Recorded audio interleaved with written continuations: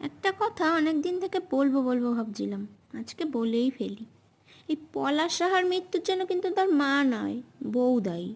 একটা মা কত কষ্ট করে ছেলের জন্ম দেয়, বড় করে। তুমি কোথাকার কে? হঠাৎ করে উড়ে এসে আমার স্বামী করলে। যতটা কষ্ট করে একটা ছেলের মা সন্তান জন্ম দেয়, তার সিকি ভাগও মেয়ের মা করে। অনলাইনে অর্ডার করে রাতারাতি বিয়ের বয়সে মেয়ের মা হয়ে যায়।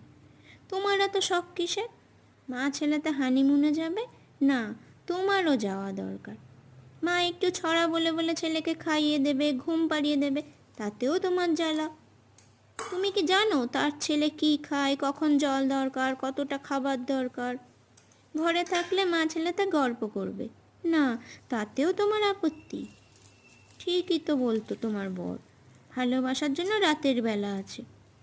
তুমি বউয়ের মতো থাকবে, সংসারের কাজ করবে, বাচ্চা জন্ম দেবে, ব্যাস। না, তোমার নাকি ভালোবাসা লাগবে। রাতে যে মাকে একা রেখে তোমার কাছে ঘুমায়, তাতে তোমার শখ মেটে না? সে মা, তাকে দামি ফোন দেবে না তো তোমাকে দেবে?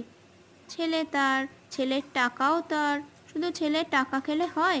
তার মাথা চিবিয়ে খেতে খেতে গোটা তাকেও খেয়ে ফেলা যায়। তাতেও বা তোমার কি? কত শখ আবার ঘুরতে নিয়ে যাবে, তোমার হাতে রান্না খাবে। অত চাওয়া ঠিক নয়।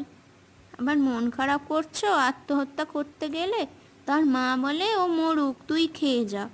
আরে বাবা, তুমি বউ, একটা গেলে আর একটা আসবে।